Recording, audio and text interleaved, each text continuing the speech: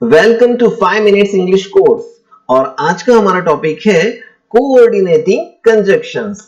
Coordinating conjunction मतलब संकलन करने वाले संयोजक। यह स्पीच का भाग है जो सिर्फ एक से अधिक शब्दों को, शब्द समूह को, वाक्यों को जोड़ने के लिए या संकलन के लिए उपयोग में लिए जाते हैं, जैसे कि for, and, nor, but, और, yet, so। यह सारे कोऑर्डिनेटिंग कंजक्शंस हैं जिनका उपयोग शब्दों को, शब्द समूह को, वाक्यों को जोड़ने के लिए होता है। तो आइए वाक्यों के द्वारा इनका उपयोग देखते हैं। तो पहला वाक्य है, उसे अपने प्रवेश के लिए पैसों की जरूरत है। He need money for his admission। For conjunction हेतु दर्शाने के लिए, कारण दर्शाने के लिए या फिर समय की अवधि दर्शाने हेतु भी उपयोग में लिया जाता है। इस वाक्य में मुख्य बात है पैसे चाहिए और गौण बात है एडमिशन के लिए, और गौण बात को मुख्य बात से जोड़ने के लिए हमने फॉर कोऑर्डिनेटिंग कंजक्शन का उपयोग किया है। उसी तरह से एंड कंजक्शन, मुझे पिज्जा और बर्गर पसंद है। I like pizza and burger। जब कभी एक से ज्यादा वस्तु या व्यक्ति को स्वीकारना हो तो यह दर्शाने हेतु एंड कोऑर्डिनेटिंग कंजक्शन का उपयोग होता है। जैसे इस वाक्य में दो चीजें बताई गई हैं, एक है पिज्जा और दूसरी है बर्गर, और सब्जेक्ट को दोनों चीजें पसंद हैं, तो यह दर्शाने हेतु कोऑर्डिनेटिंग कंजक्शन एंड का उपयोग इस वाक्य में हमने किया है।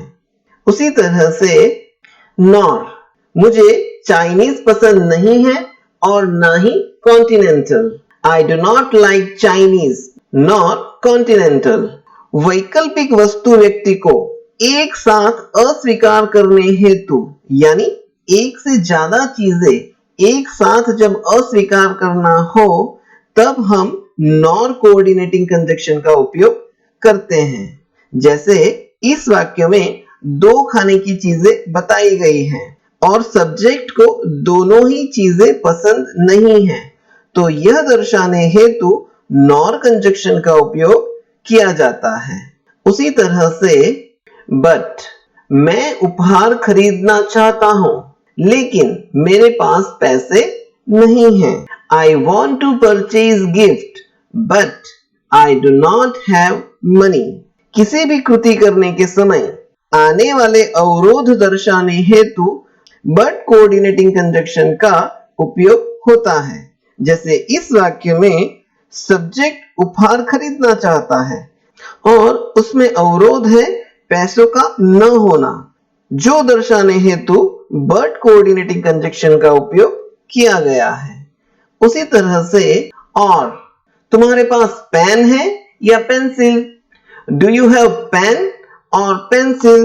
वाक्य में वैकल्पिक बात व्यक्त करने हेतु और कोऑर्डिनेटिंग कंजक्शन का उपयोग होता है। जैसे इस वाक्य में पेन और पेंसिल के बारे में बताया गया है। उसी तरह से येट, वह अमीर है फिर भी वह खुश नहीं है।